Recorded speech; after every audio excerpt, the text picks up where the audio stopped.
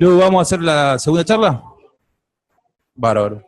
Bueno, para terminar tenemos al doctor Genaro Maggi, que nos va a dar un poco de fluidoterapia y monitoreo, cuándo no, cuándo sí. El doctor Genaro es anestesiólogo formado en España. Trabajó en el Hospital Italiano de Buenos Aires, ahora trabaja en el alemán, así que bueno, aprovechemos sus conocimientos.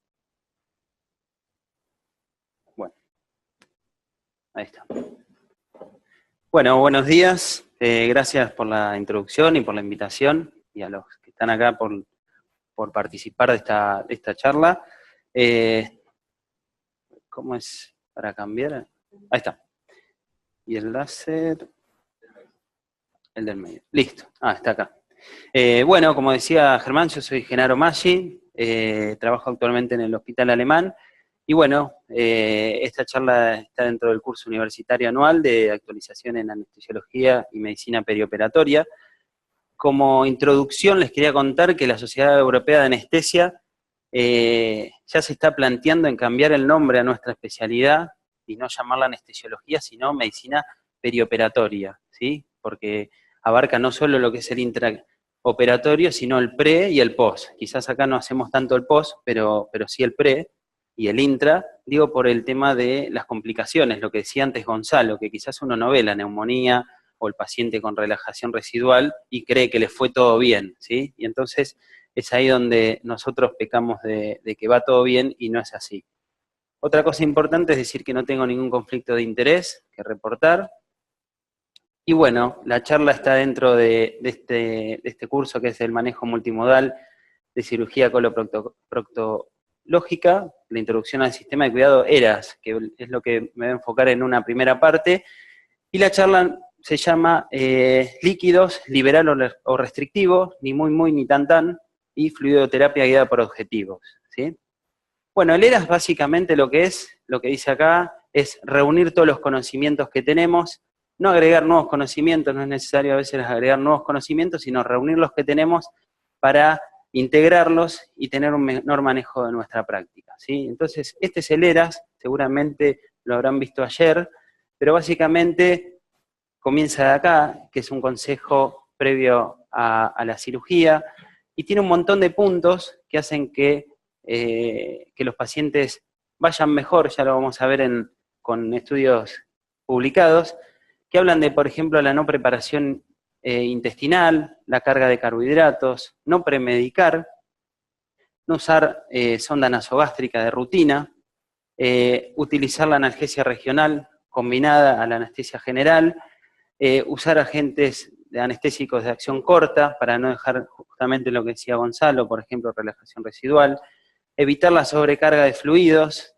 y de sodio, bueno, hacer incisiones cortas, no utilizar drenajes, calentar al paciente, ya sea al paciente o a los sueros, la movilización temprana, evitar el uso de analgésicos opiáceos, no opiáceos, digo, usar no opiáceos, digo, por vía oral, evitar los opiáceos, prevenir las náuseas y vómitos postoperatorios, remover rápido los sueros para que el paciente empiece a caminar y se pueda ir, promover la nutrición enteral temprana y obviamente al final de todo auditar y ver en qué estamos fallando, que eso es lo más importante. En este caso nos vamos a ubicar en esta parte del ERAS, que es evitar la sobrecarga de fluidos y de sodio, ¿sí? Todo esto viene a cuento por el tema del estrés perioperatorio, que ya lo habrán visto, que el estrés perioperatorio incluye al catabolismo, al dolor, al hilio paralítico, las náuseas y vómitos postoperatorios, a la inmunosupresión. Ya hay trabajos que hablan de mayor recurrencia de metástasis en cirugía de cáncer de colon, dependiendo si hacemos transfusiones o no, si usamos anestesia regional o no, etc. El estrés perioperatorio también aumenta la demanda cardíaca, es importante ponernos en contexto del paciente con alteraciones cardíacas, empeora la función pulmonar y tiene alteraciones en la coagulación. Entonces, todas las medidas que nombramos van a ir enfocadas a reducir todo esto. ¿Sí? Los factores que contribuyen a la morbilidad postquirúrgica son todos estos, ¿sí? La respuesta al estrés, como lo decía recién, la disfunción orgánica de los sistemas, el dolor, las náuseas y vómitos, el ilio, la fatiga, la hipoxemia, las alteraciones del sueño, el delirio, la inmovilización, el ayuno, las ondas y los drenajes. Perdón que no se ve muy bien, que tuvimos que modificar la forma de la diapositiva. Bueno, ¿y qué es la terapia guiada por objetivo? Para entrar de lleno en lo que nos vamos a enfocar.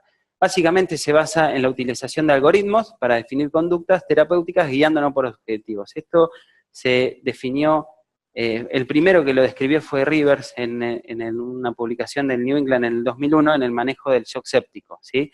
Y él nos decía que, bueno, en base a cómo estaba el paciente y en base a algunos resultados teníamos que tomar o no conductas. Y si bien ese trabajo después fue un poco cuestionado, lo que dejó fue una manera de pensar, ¿sí? En base a cómo está nuestro paciente, en base a unos resultados que tenemos, qué conducta vamos a utilizar. Este podría ser, por ejemplo, un algoritmo nuestro, después vamos a ver otro más detallado, usando la saturación venosa mixta de oxígeno, ¿sí? ¿Y por qué es importante hacer terapia guiada por objetivos y el manejo de los fluidos? Básicamente, nosotros vamos a usar drogas inotrópicas, drogas vasoconstrictoras o inodilatadoras como el levosimendan, drogas vasodilatadoras como la nitroglicerina, y por otro lado vamos a usar los sueros, que pueden ser cristaloides, coloides, la albúmina, las gelatinas, etcétera, que también son fármacos. Eso es uno de los puntos que quiero remarcar en primer lugar. O sea, cuando nosotros ponemos un suero, no es un suerito, no es un líquido que estamos poniendo una droga más, como hacemos con el Suvamadex, con el rocuronio o con el fentanilo, ¿sí?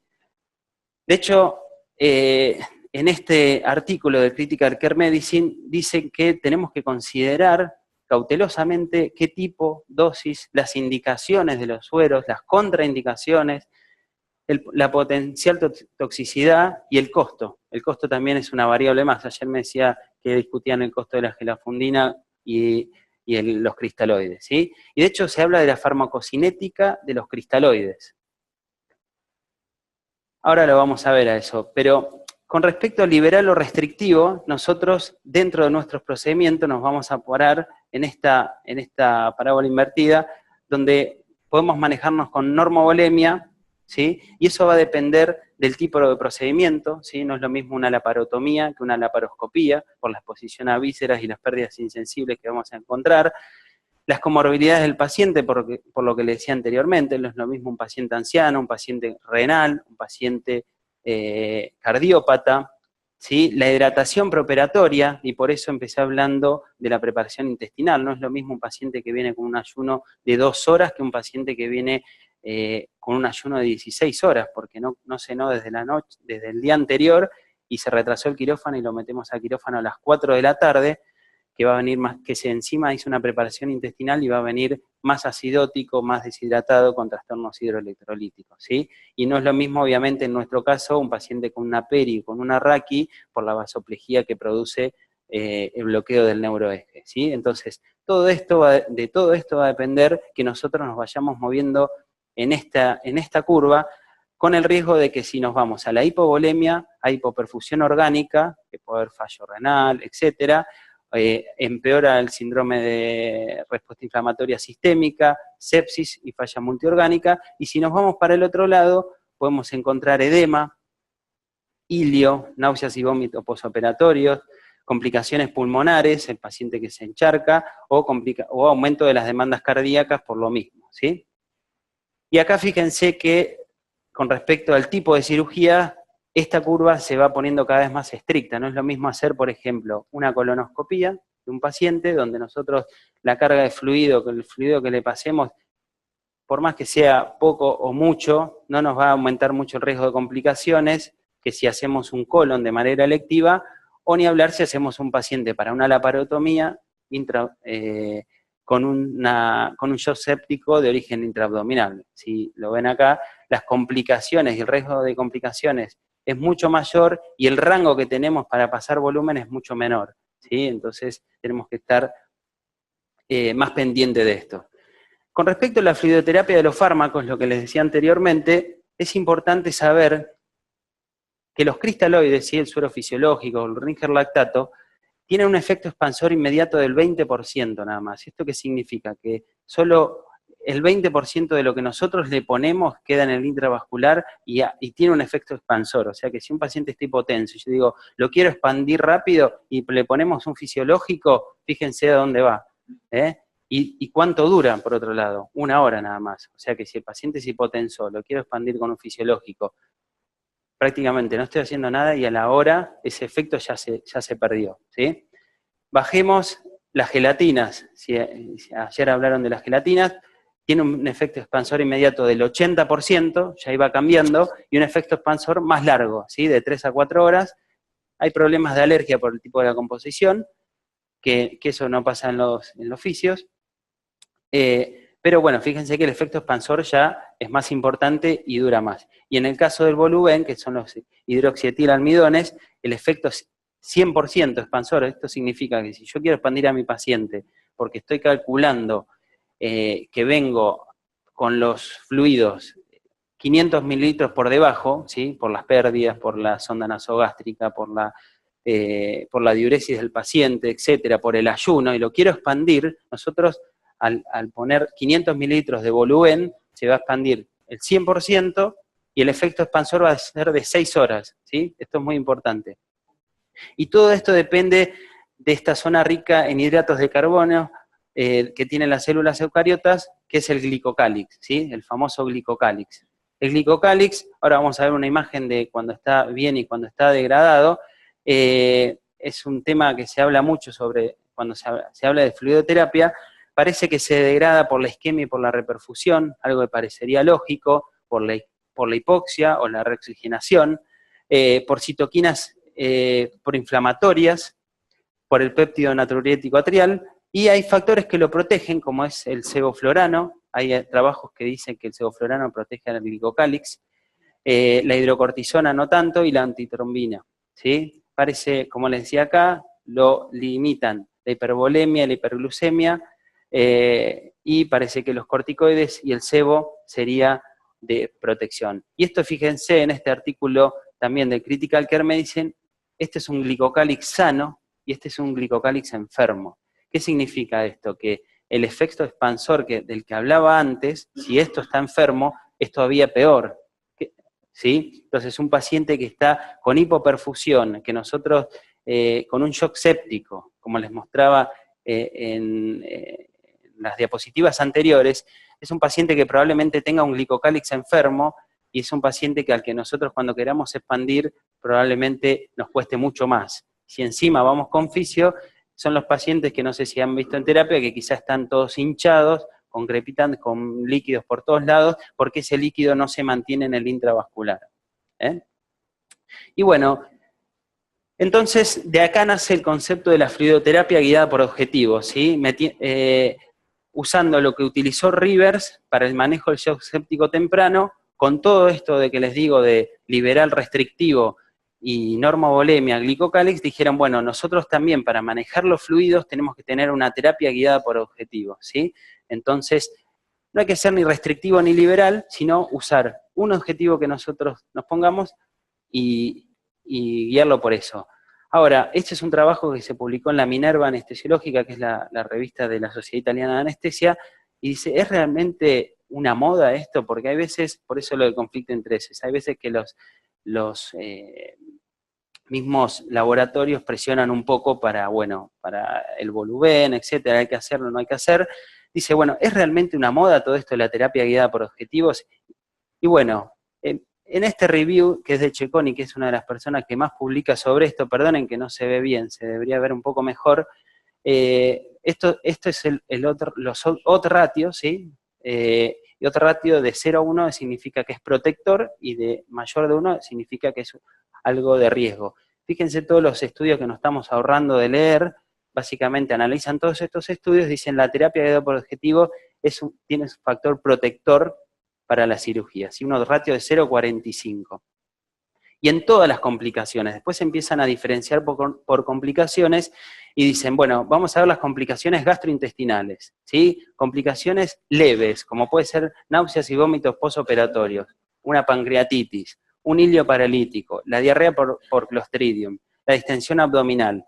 Después analizaron las complicaciones graves, como puede ser la hemorragia, los abscesos, las fístulas, la obstrucción, la fuga de anastomosis, la dehiscencia de sutura, las evisceraciones. Por eso le decía lo de la medicina perioperatoria. En España, lo que es la terapia quirúrgica, lo que es la terapia intensiva de acá, todos los pacientes postquirúrgicos van a esa terapia que la manejan los anestesiólogos, o sea, nosotros o colegas nuestros, ¿sí? Entonces, todo esto que uno ahora lo mira y dice, bueno, pero yo hice, como decía Gonzalo, hice muchos colon, yo jamás vi una fuga de anastomosis, jamás vi una dehiscencia de sutura, todo esto aparece, y a veces no aparece a las 24 horas, quizás a la semana el paciente empieza con hipoxemia, empieza a desaturar, le haces una tomografía y resulta que tiene una dehiscencia de sutura, y quizás fue por un mal manejo nuestro de los fluidos, ¿sí? Fíjense las complicaciones menores, uno de ratio de 0,2, es muy protector para este tipo de complicaciones hacer terapia guiada por objetivos de los fluidos. Las complicaciones graves, 0,42, también complicaciones hepáticas como la elevación de la bilirrubina, la elevación de las transaminasas, tiene un factor protector la terapia guiada por objetivos. Esto yo lo paso rápido, pero son muchos trabajos que fueron analizando. Los cambios hemodinámicos, ¿sí? Fíjense, la terapia guiada por objetivos y las infecciones, ¿sí? Parece que la optimización de la fluidoterapia mejora el transporte de oxígeno y disminuye la tasa de infecciones. ¿Por qué? Porque no es lo mismo un tejido bien oxigenado, ¿sí? en el foco quirúrgico, a donde le llegan neutrófilos y células para combatir la infección, que un tejido edematizado, porque tiene mucho líquido, donde no pueden llegar los neutrófilos y todas las citoquinas, etcétera, que no van a poder prevenir las infecciones. Fíjense, infección de la herida quirúrgica. Acá el ratio da positivo. Neumonías, también es protector la terapia guiada por objetivos. Infección del tracto urinario, ¿sí? La infección urinaria es la infección más frecuente en el ámbito hospitalario, también la podemos prevenir de si usamos o no más o menos líquido. Eso es el concepto que nos tiene que ir quedando. Y todas las infecciones, obviamente, un ratio de 0,4, para ir hilando un cabo con el otro. Cecconi con otros colegas que publican mucho sobre esto, fueron más allá y dijeron, vamos a seguir a los pacientes 15 años, ¿sí? Le hacemos terapia guiada por objetivo y un grupo control. El grupo control era lo que vos haces habitualmente, hacelo, nosotros tenemos nuestro protocolo y vamos a comparar lo que ustedes hacen habitualmente con nuestro protocolo guiado por objetivos. Y estas son las curvas de Kaplan-Meier. Y fíjense, esta es la supervivencia de los pacientes. Grupo control, el azul, y grupo protocolo. ¿Sí? Fíjense cómo el protocolo, o sea, la terapia guiada por objetivos, los pacientes sobrevivían más. Y vieron que había 1107 días de supervivencia después de un procedimiento de alto riesgo. ¿Sí? ¿Por qué digo esto? Porque tampoco pensemos que va a sobrevivir 1200 días una colonoscopía. Eran pacientes de alto riesgo. ¿Quiénes son? Los digo porque seguramente en hospitales de alta complejidad los estén haciendo casi a diario. Son pacientes con cardiopatías severas o infecciones o afecciones respiratorias, cirugías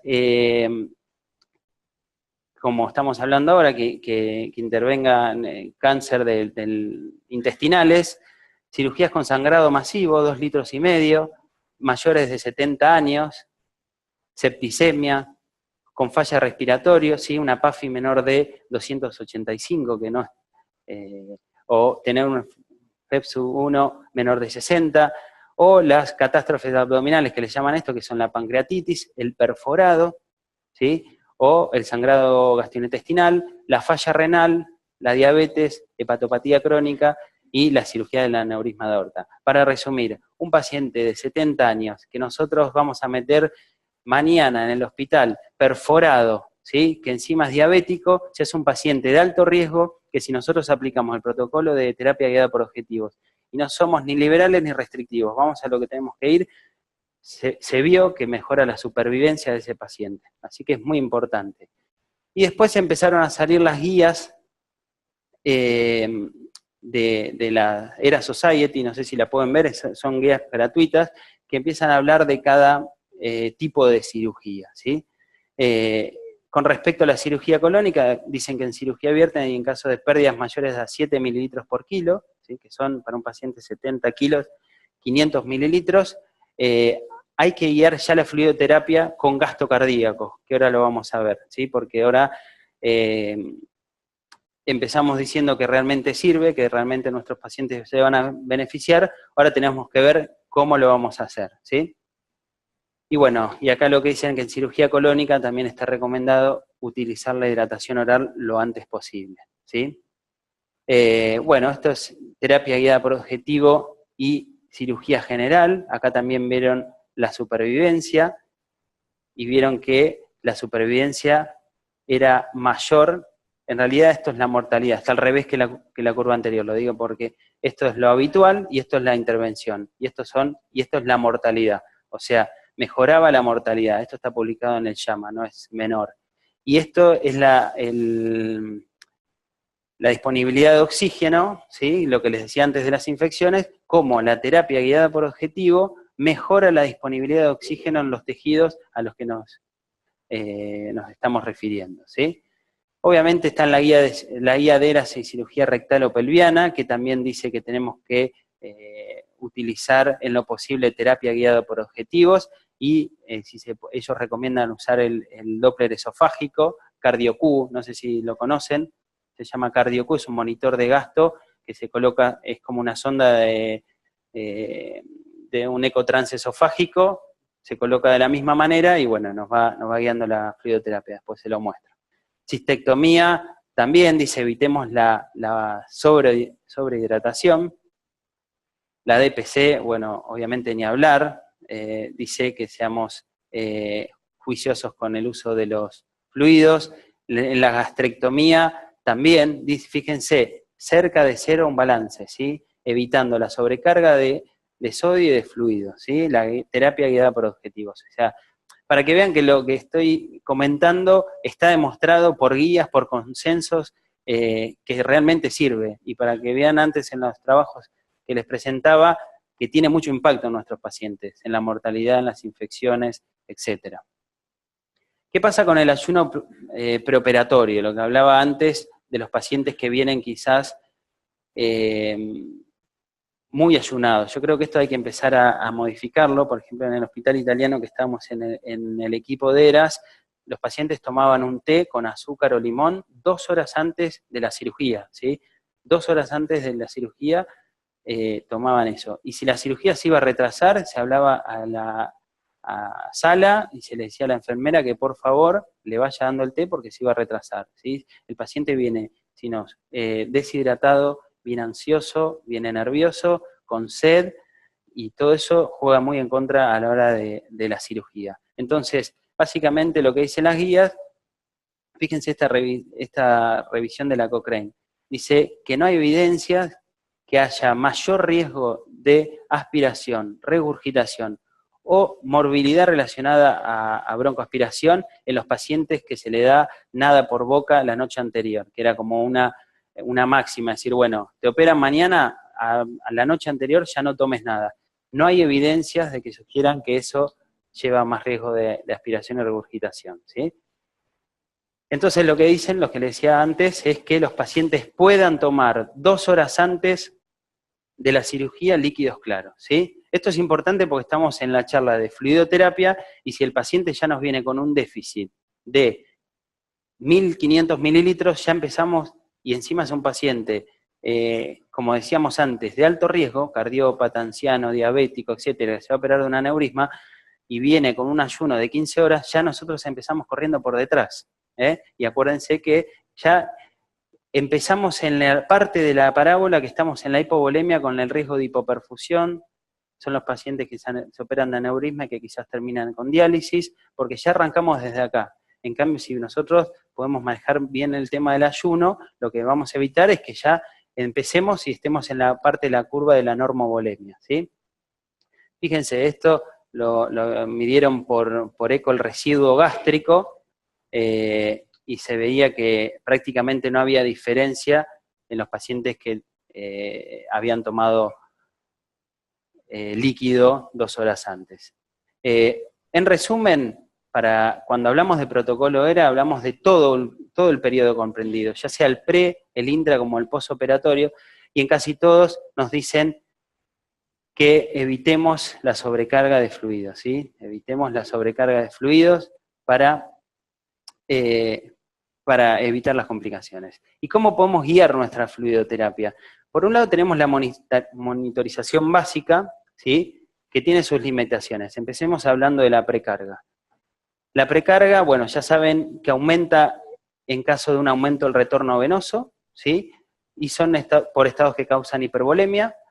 En caso de una función cardíaca deprimida, si el cardiópata que tiene la PVC alta, ni hablar del taponamiento cardíaco, hipertensión pulmonar, la PIP, también tiene implicancias en nuestra presión venosa central, la vasoconstricción, y disminuyen, bueno, cuando hay una disminución del retorno venoso, obviamente, o hay pérdida del tono vascular causada por la vasodilatación, la sepsis, y bueno, hay un trabajo que hizo Kumar, que es este señor, que es un señor de la India que vive en Canadá, que lo que hizo fue comparar la presión de oclusión. No sé cuánta gente tiene Swan-Ganz, usan mucho Swan-Ganz.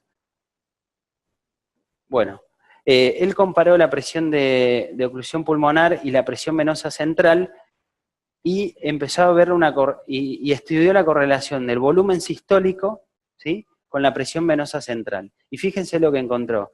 Estos son los valores de presión venosa central, 4, 8, 12, 16, y estos son los valores, el stroke volume, del volumen sistólico. Y él lo que veía es, tengo un paciente con 5 de PVC, con este stroke volume, y uno con este. Y por otro lado tengo uno de 16 con este stroke volume. Entonces empezó a compararlo, lo comparó con monitores de gasto cardíaco más fiables, y veía que el agua libre extrapulmonar, con estos tipos de monitores, que ahora lo voy a ver, se los voy a mostrar, sí que se correlacionaba mucho mejor. Que a medida que este índice aumentaba, el stroke volume aumentaba. Básicamente lo que concluyó él fue que la presión venosa central no nos sirve para guiar la fluidoterapia, no nos sirve para saber si a nuestro paciente le falta líquido o no, o yendo más fino, si a nuestro paciente va a responder a fluidos o no. Yo sé que muchos de más que nada los más grandes, usan muchísimo la PVC, y muchos cirujanos, si no le decís la PVC, te matan. Es como que están totalmente perdidos. Pero hay evidencia científica para decir que la PVC no nos guía, porque nosotros, por más que le digamos al cirujano que está haciendo un hígado o un páncreas, mirá, tenés 12 de PVC, no sabemos en qué parte de la curva de Frank Starling, este es el concepto que vamos a ver a continuación, estamos, ¿sí? Quizás yo veo que hay anestesiólogos más grandes, capaz que me puedan dar su opinión al respecto después cuando terminamos la charla para discutirlo, pero esto es la evidencia. La evidencia dice que la presión venosa central no nos sirve para guiar la fluidoterapia. Después, entonces, bueno, el gold estándar es el ecotransesofágico, no sé si lo utilizan. Sabemos que la presión venosa central y la presión capilar pulmonar no nos estarían sirviendo. El ET es el gold estándar. Lo que se puede medir obviamente es el área ventricular izquierda, al final de la diástole, y el diámetro de la vena cava inferior como marcadores estáticos, ¿sí? Y después tenemos el GEDI, que es el índice de volumen sanguíneo global al final de la diástole, básicamente es la precarga. ¿Sí? El GEDI es fenómeno de precarga. Y el IDVI es un volumen sanguíneo intratorácico que se saca por defecto. Pero el GEDI o el ELWI en algunos monitores, dependiendo si es pico o litco, es la precarga, ¿sí? Esos sí que sirven. El ecocardiograma transesofágico, fíjense la fluidoterapia guiada por objetivos, todos estos estudios analizaban el Doppler esofágico y vieron que también favorece a la terapia guiada por objetivos, o sea que sería un buen monitor para guiar nuestra terapia. Y fíjense en fluidoterapia guiada por objetivos en pacientes con Doppler esofágico, y veían las complicaciones totales, y como les decía anteriormente, el riesgo relativo, esto también cuando se aleja de uno es protector, fíjense cómo bajaban las complicaciones totales, la mortalidad, etcétera, ¿sí?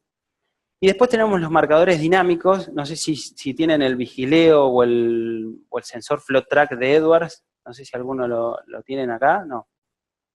El sensor FlowTrack de Edwards es un sensor que se coloca en una arteria radial, porque tenemos que entrar en contexto. O sea, por un lado tenemos la presión venosa central, que con una vía central y con un domo de la presión lo podemos medir, pero no nos va a decir en qué lugar de la curva de Frank-Starling estamos, y si el paciente necesita o no líquido. O sea, que eso lo sacamos. El Swan-Ganz es todavía mucho más complejo y todavía tiene sus limitaciones.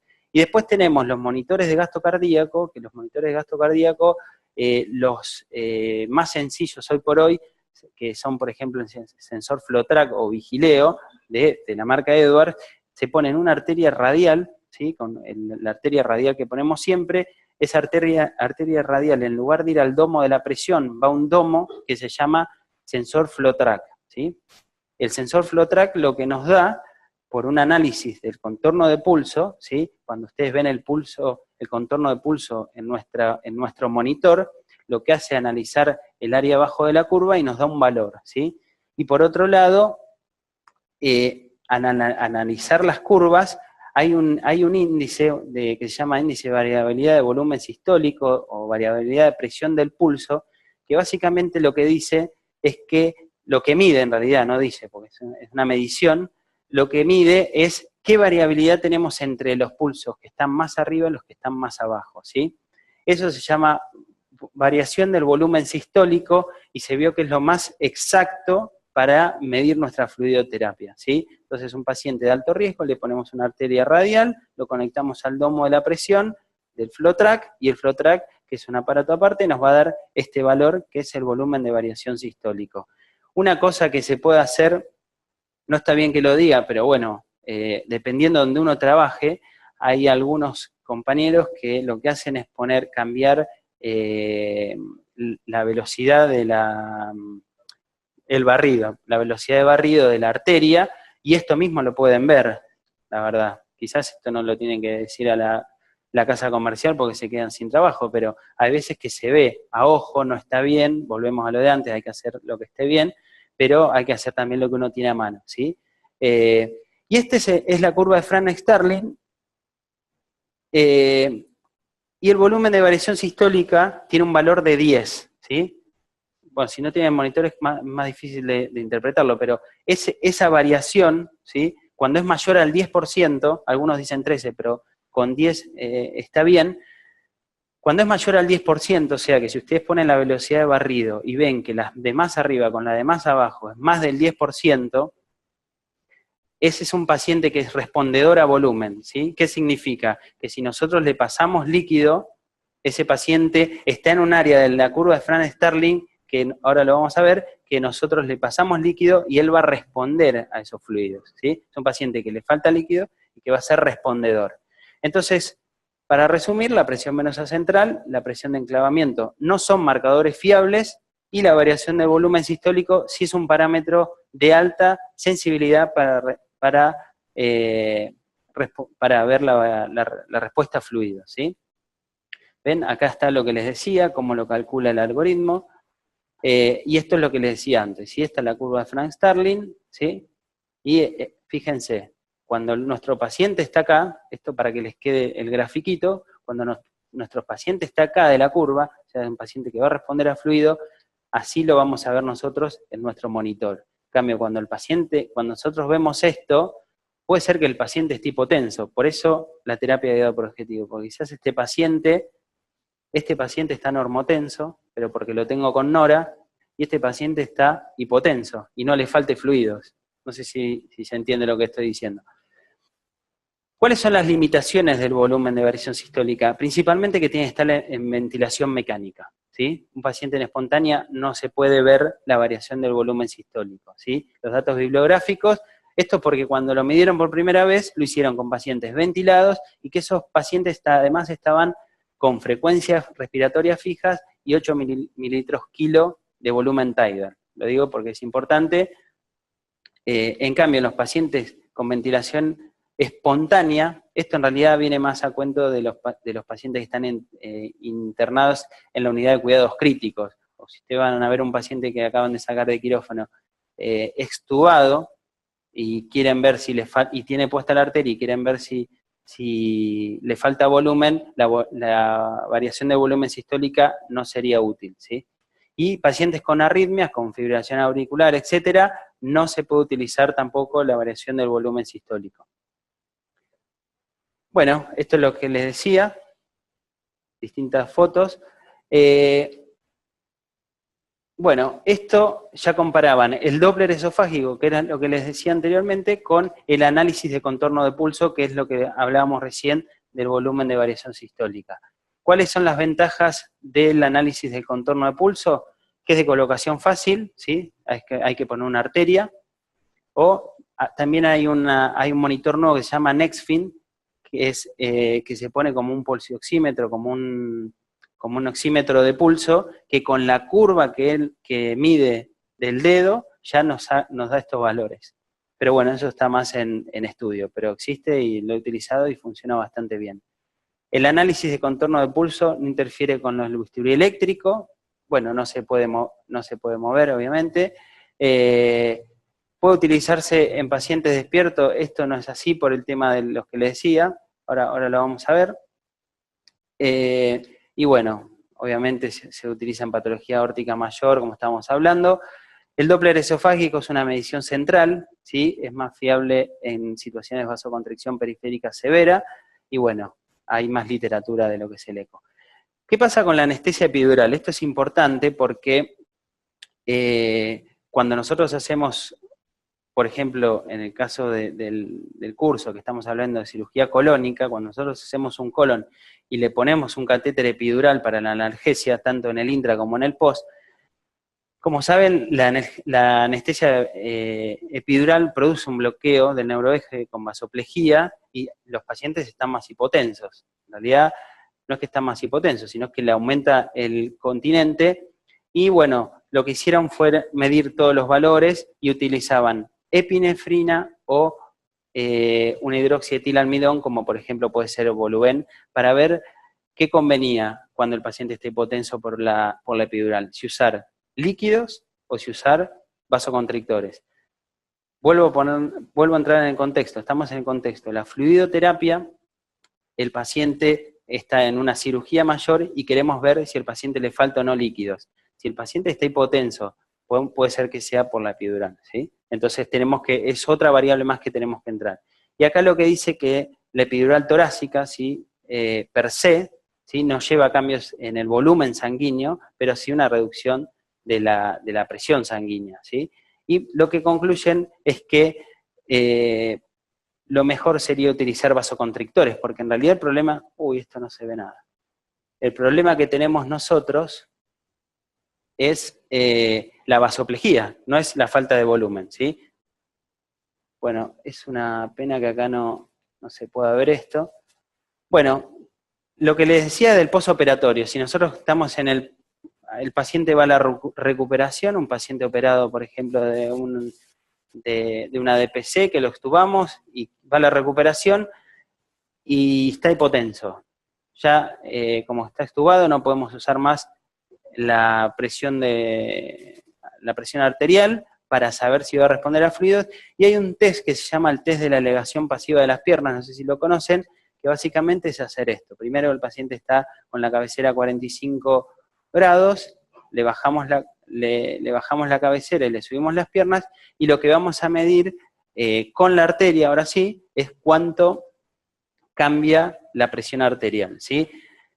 El hecho de levantar las piernas, ¿sí? A 45 grados del plano de la cama, durante al menos un minuto, ¿sí? Equivaldría a una carga de volumen de aproximadamente 300 mililitros. O sea, es como hacer un test de volumen, a ver si ese paciente va a responder a volumen, ¿sí?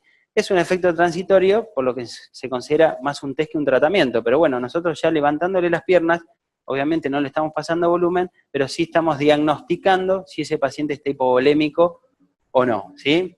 Esta transferencia de sangre de las extremidades inferiores a los vasos intratorácicos produce un incremento del retorno venoso, la precarga, y si está en una zona precarga dependiente, fíjense en este concepto, precarga dependiente de la curva Franz-Starling, aumente significativamente el gasto. Entonces, le levantamos las piernas, es aproximadamente ponerle 300 mililitros, esperamos 60, 90 minutos y vemos. Si aumentó un 10% el gasto cardíaco o la presión, significa que ese paciente necesita volumen. Y si no aumentó es porque le faltan horas, le falta otra cosa, la infusión de la peridural está muy alta, etc. Así que sería una buena alternativa. Entonces, con respecto a los protocolos, o sea, ERAS, como le dije, es un proceso continuo. Entonces, cuando hablamos del ERAS tenemos que verlo como todo, ¿sí? Fíjense, esto es un protocolo que empieza hablando de previo al ingreso, todo lo que hay que hacer y quiénes son los responsables. Yo te mandé, ¿no? Los PDFs, creo que se los hiciste llegar. Bueno, y acá va diciendo todo lo que tenemos que ir haciendo en el preoperatorio inmediato. Acá está lo de los líquidos, los que les decía antes, ¿sí? Acá en el colon, ¿sí? Líquidos claros hasta 2 horas y sólidos 6 horas, tiene una evidencia moderada, con una recomendación fuerte. La carga preoperatoria de carbohidratos, también una evidencia moderada, con una recomendación fuerte. La dieta oral libre tras la cirugía, una evidencia moderada y una recomendación fuerte. Y bueno, ahí está lo que se habla de la inmunonutrición, que ya es un poco más complejo. Y este es el protocolo en la parte intraoperatorio, que es quizás lo que más nos interesa, ¿sí? La monitorización rutinaria, el electrocardiograma, la presión invasiva, la oximetría, la fracción inspirada de oxígeno, capnometría, temperatura, la glucemia intraoperatoria, el BIS y el bloqueo neuromuscular, como decía Gonzalo, ¿sí? Hay que valorar la relajación muscular profunda, ¿sí?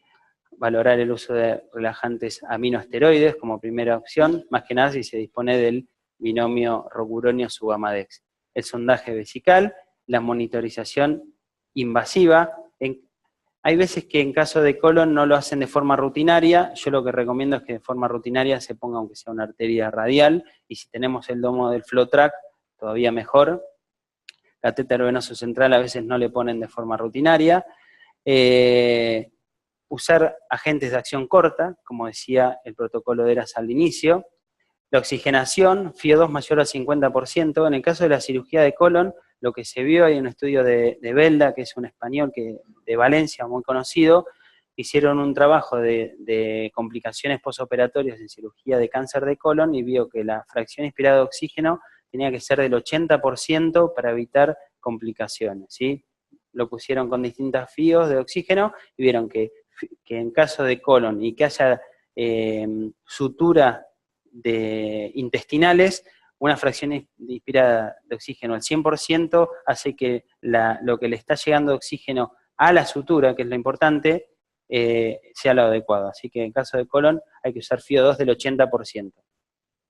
Fluidoterapia, que es lo que estamos hablando en la charla, se recomienda la optimización hemodinámica por la fluidoterapia guiada por objetivos con dispositivos validados, ¿sí? En caso de disponer de esto, lo que podemos hacer es utilizar una perfusión continua balanceada de 3 a 5 mililitros kilo hora para la laparoscopía o de 5 a 7 mililitros kilo hora para la laparotomía. Obviamente en la laparotomía, como está abierto, tenemos más pérdidas insensibles, entonces hay que hacer una carga basal de fluidos mayor, ¿sí? No utilizar sondas nasogástricas de rutina. Cuando hay sonda nasogástrica hay que tener en cuenta el débito también, no solo lo que viene, o sea, le interesa al cirujano, también nos interesa a nosotros por el débito que esté viniendo por la sonda. El calentamiento activo, ¿sí? Con mantatérmicas y calentadores de fluidos. La profilaxis de náuseas y vómitos postoperatorios según la escala de Achfeld. Tener en cuenta la analgesia epidural torácica, por lo que decíamos antes. En cirugía laparoscópica no la recomiendan de rutina, ¿sí? Cirugía laparoscópica de colon no es de rutina la epidural. Lo que se puede hacer es una anestesia raquídea con morfina, 200 gamas, por ejemplo, estaría bien, o en su defecto un TAP. Y bueno, la presión del neumoperitoneo de 8 a 12 milímetros de mercurio, que es lo que decía un poco antes Gonzalo, ¿sí? Con respecto a la fluidoterapia, estas son las recomendaciones de la Sociedad Española de ERAS, ¿sí? Fíjense, se recomienda la utilización de monitorización de volumen sistólico, lo que les decía antes del FlowTrack, y de la variación del volumen sistólico.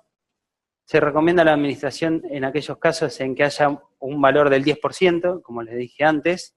Se debe mantener una perfusión continua, restrictiva de fluidos con el fin de evitar la sobrecarga hídrica. En realidad, restrictiva esta palabra yo creo que está mal, es con los mililitros que habíamos hablado acá, 3 a 5 mililitros kilo hora en la láparo y 5 a 7 mililitros kilo hora en la laparotomía, ¿sí?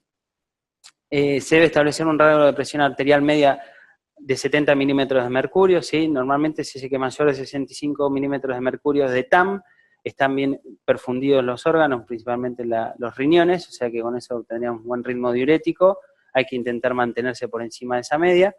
El índice cardíaco, en caso de que estemos midiendo con algún monitor de gasto cardíaco, mayor de 2,5, utilizando inotrópicos en caso de que no respondan a volumen, ¿sí?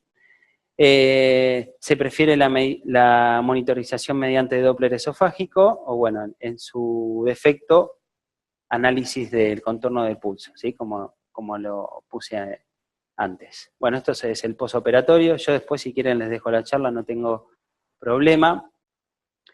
Bueno, esto es toda la recuperación del ERAS, es lo que les decía, ¿sí? Nosotros vemos solo esta parte. Acá hay cosas que empeoran toda la fluidoterapia, por ejemplo, el ayuno, ¿sí? la no alimentación, la preparación intestinal, los fluidos endovenosos sin calorías, la alimentación retardada, la inmovilización, ¿sí? Eso a lo largo de todo el perioperatorio, ¿sí? Acá va diciendo por día qué es lo que deberíamos hacer, no me quiero demorar mucho. Y esto, fíjense, lo que hicieron fue terapia guiada por el ERAS, ¿sí? Lo que estamos hablando, y el abordaje convencional. Y esto era la capacidad funcional, básicamente que el paciente empiece a caminar antes, que el paciente empiece a caminar antes, depende obviamente de las complicaciones, y en definitiva de la fluidoterapia, ¿sí? Si nosotros estamos hablando que al paciente le pasamos mucho líquido, esa herida se infectó, etcétera, o ni hablar si tiene dolor, el abordaje ERAS lo que hace que la capacidad funcional, que el paciente empiece a caminar antes, va a ser mucho más rápido, ¿sí? El abordaje convencional retrasa en el tiempo mucho más la capacidad de nuestros pacientes, ¿sí? Bueno, esto puede ser, qué pena que no se ve bien, la verdad, esto puede ser un protocolo de fluidoterapia guiada por objetivos. Esto es la inducción anestésica, no sé si no se ve casi nada. Bueno, hay que controlar primero que el paciente esté bien, porque si no, que esté saturando bien, que no esté anémico y que no esté hipotérmico, ¿sí? Y después mantenemos la volemia, como dijimos, en la cirugía laparoscópica, en la laparotomía, según los valores que fuimos dando, ¿sí? Y entonces, acá lo que hacen, lo que guían en este protocolo es con el volumen de variación sistólico. Si el volumen de variación sistólico es mayor de 10%, lo que se hace es una carga de 200 mililitros de cristaloide. Y acá de vuelta, volviendo a la farmacología de los cristaloides, ¿sí? Son drogas, no podemos decir, bueno, le pasale 2-3 litros y vemos, o bueno, le paso 3 litros a un colon y voy viendo, no. Fíjense acá, con 200 mililitros, no es nada, es abrir un poquito y ver si el paciente realmente le falta volumen. Aumentó el volumen de variación sistólica mayor de 10, o sea, el paciente se metió dentro de la curva de Fran Sterling en la parte de arriba, significa que ese paciente, sí, entonces ya tenemos que medir el gasto cardíaco, ¿ok?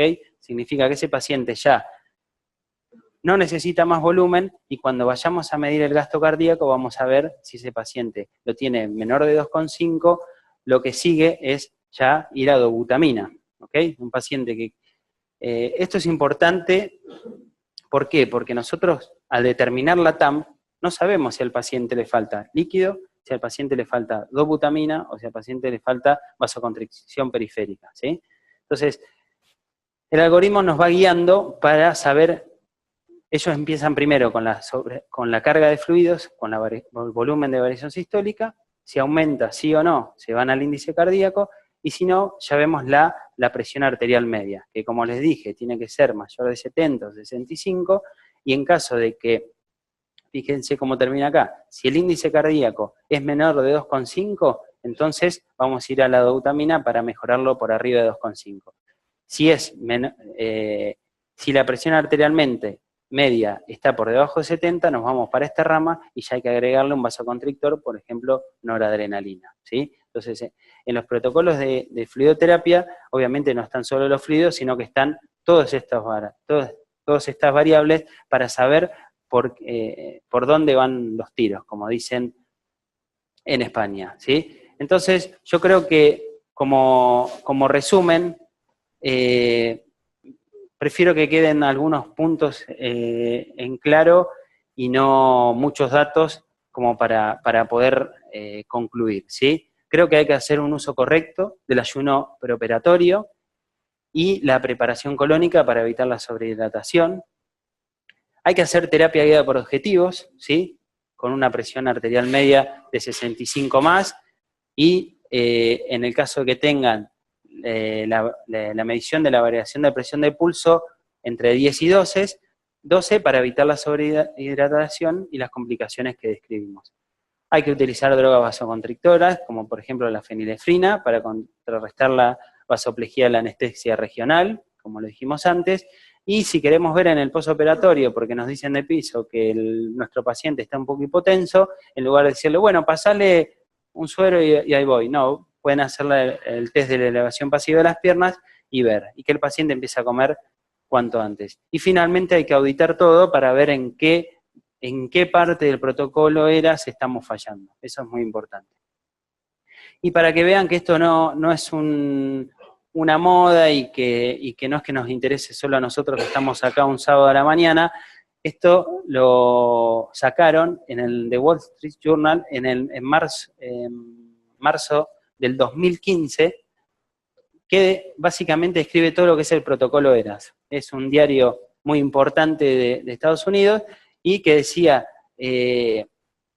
explicando todo el protocolo ERAS, y decían que esto reduce el tiempo de estancia hospitalaria de 2,2 días, esto le interesa mucho a los dueños de los hospitales, con respecto al grupo convencional, reduce las complicaciones un 17%, ¿sí? Y mejora la satisfacción del paciente al control del dolor en un 55%. Y esto es muy importante, es $7.000 más o menos de costo se ahorraban por cada paciente. ¿Sí? Esto es muy importante para los gerenciadores de salud. ¿Esto por qué lo digo? Porque hoy estamos en la era de Internet y los pacientes ya van a venir, y quizás van a venir. Leí un artículo en el diario que están así, que para que me vaya mejor hay que hacer ERAS, ¿sí? Para que estemos atentos a lo que pueda venir. Y bueno, nada más, muchas gracias por la invitación y cualquier duda que tengan.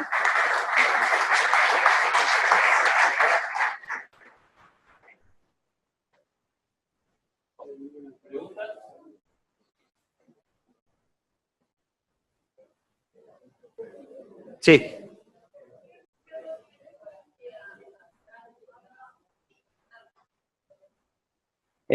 No hay protocolos, por lo menos de cirugía programada con la eco. Sí se usa mucho para el EcoFast de urgencia, para ver si hay líquido libre y ver si ese paciente está hipovolémico o no.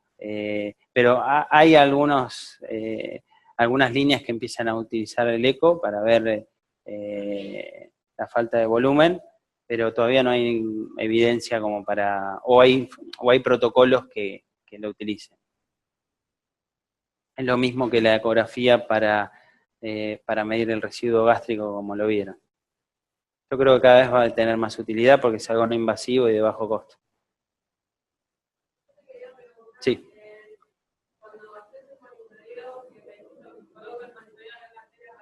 Sí.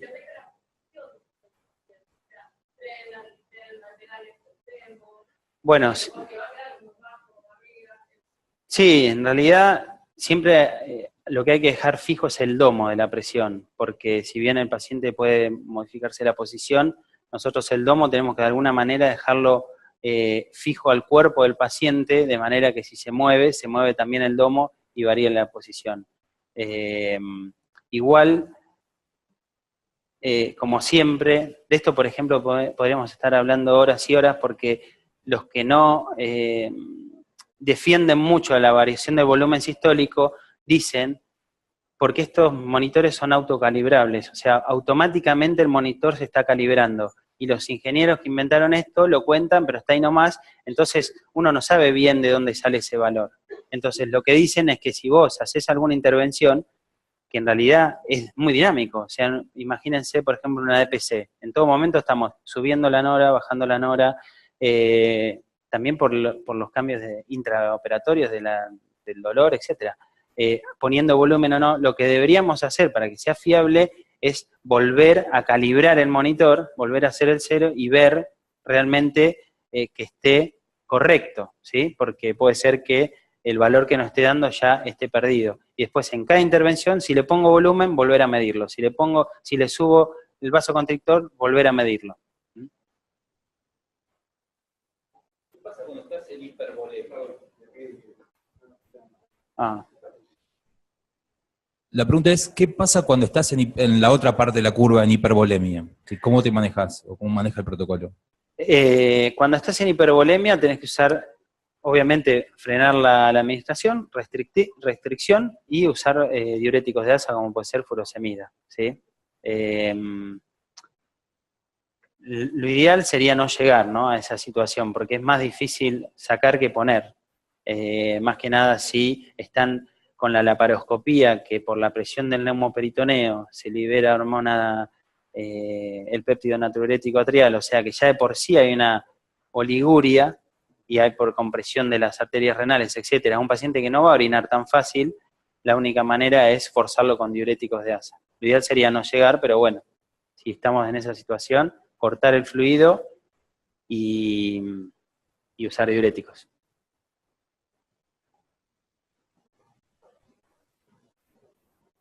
¿Alguna pregunta en Comodoro? Luisina.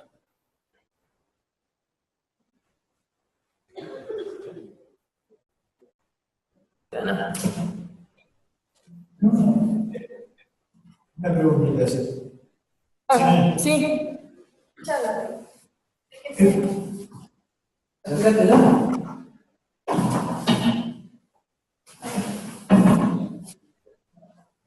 ¿Qué vasoconstricción tienen? ¿Efedrina o fenil?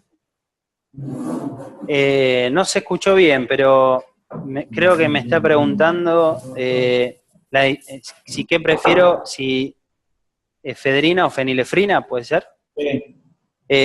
Sí, la fenilefrina, yo creo que es mejor la fenilefrina. Hay algunos trabajos que apoyan el uso de la feni y que tienen mejor perfil. Y por otro lado, la fenilefrina es un poco más difícil, quizás de... ¿Me están escuchando? Sí. Sí, perdón. No, para cirugías tan largas, estar con efedrina sería un poco más engorroso. Creo que lo mejor sería utilizar fenilefrina. ¿Y en cirugías cortas? Depende de la duración y el tipo de corrección que queramos hacer, ¿no? Si es una cirugía corta y quizás la hipotensión es debido a un factor puntual, como puede ser una anestesia raquídea para hacer un procedimiento menor, quizás está... siempre mejor la feni, creo, pero por un tema de costos convendría usar efedrina. Ahora, en cirugías de mayor complejidad, donde queremos medir, hacer terapia guiada por objetivos, la fenilefrina tiene un mejor perfil farmacocinético y un mejor manejo, me parece. Después, en el caso de la cesárea, hay mucho descripto sobre trabajos que comparan efedrina con fenilefrina, y ahí sí que se vio que tienen menos acidosis los pacientes, mejor Apgar, etcétera. En maternidad no está discutido el uso de la fenilefrina versus la efedrina. Así sea para una cesárea, que es algo más corto, ¿no? Igual vos hablás del uso de fenilefrina en infusión continua, no, Sí. no en bolos. No.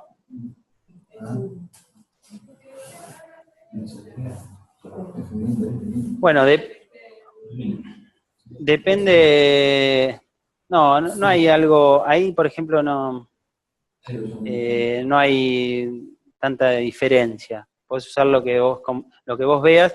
Por ejemplo, pacientes con FA o pacientes con arritmias, creo que es mejor utilizar la fenilefrina para evitar la taquicardia. Viste que la fenilefrina bradicardiza. Pero bueno, yo uso más fenilefrina. En el caso del italiano, todos los usan mucho, por ejemplo, la terapia, la TCI para dormir a los pacientes. Y en todos los quirófanos ya largan con una bomba de Remi, de Propo, con TCI y fenilefrina. Y ya de entrada, bueno, si estuviste lo habrás visto, ya de entrada le ponen, para evitar la hipotensión de entrada, la infusión de fenilefrina. Con respecto a eso, vos a todo, o sea, yo lo vi también, pero una vesícula, por ejemplo, ¿justificás ese uso? Está bien, digamos, ahora que se fue Gonzalo. El criterio de no usar noradrenalina, la adrenalina tiene un efecto beta 1, que si bien es menor que adrenalina, lo tiene. Entonces, de alguna manera estás estresando, estás teniendo actividad cardíaca. Bien. La fenilefrina es agonista alfa 1 puro, entonces tiene esa ventaja. Pero ¿justificada en todos los pacientes la necesidad de eso? Ahora que se fue Gonza, igual después le voy a decir la respuesta. Yo creo que no. Es un fármaco caro, es más trabajo la preparación, es más costo. Creo que para una vesícula no es necesario usar fenilefrina. Pero bueno, no sé cuál es el motivo. Yo ahora estoy en el hospital italiano, en el alemán y en el CEMIC, y ahí no se hace por defecto, no se carga fenilefrina, y la verdad que no lo utilizamos y van bien los pacientes, no hay hipotensión en todos.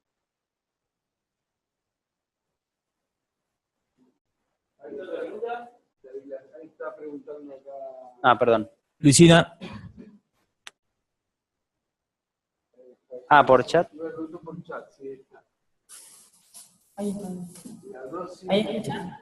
Sí, es 0, en realidad, bueno, es titulable como todo vasoconstrictor, se puede hacer 0,01 gamma kilo minuto, que deberías calcular la ampolla que tengas y en la dilución del suero que lo quieras hacer.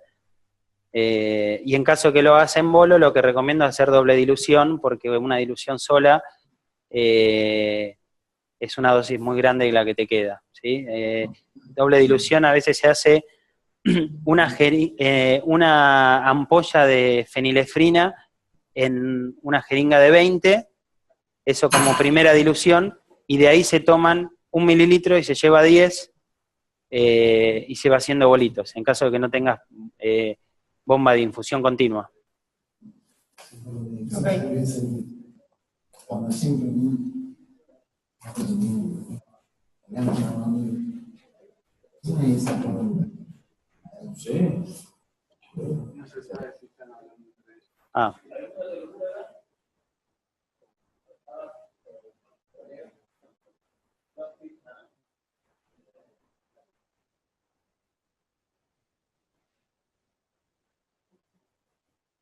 Yo no sé el tema de la presión venosa central, si la están usando o...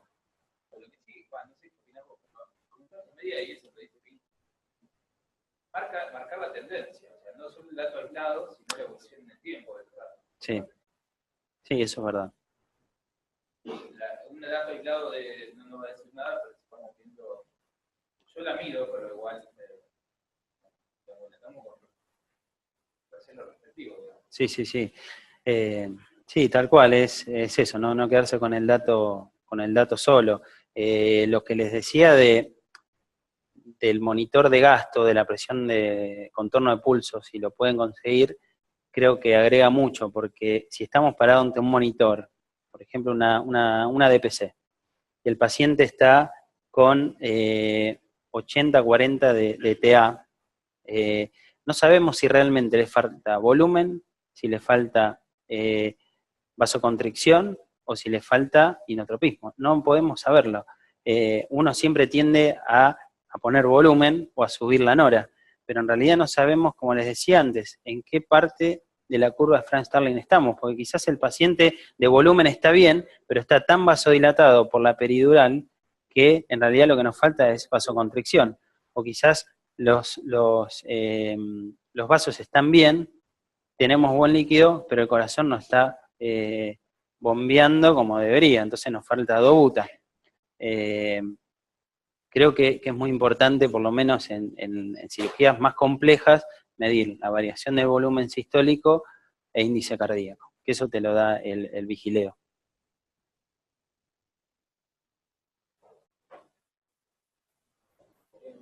Agradecerles a todos, ahí está, agradecerles a todos, en especial a Germán, por la organización, por el nivel de las charlas, por el nivel de los disertantes, entre los que está incluido él, por supuesto. No tenemos fecha para las próximas jornadas, pero van a ser invitados por nuestras secretarias de la Fundación. Así que el curso sigue en los próximos meses.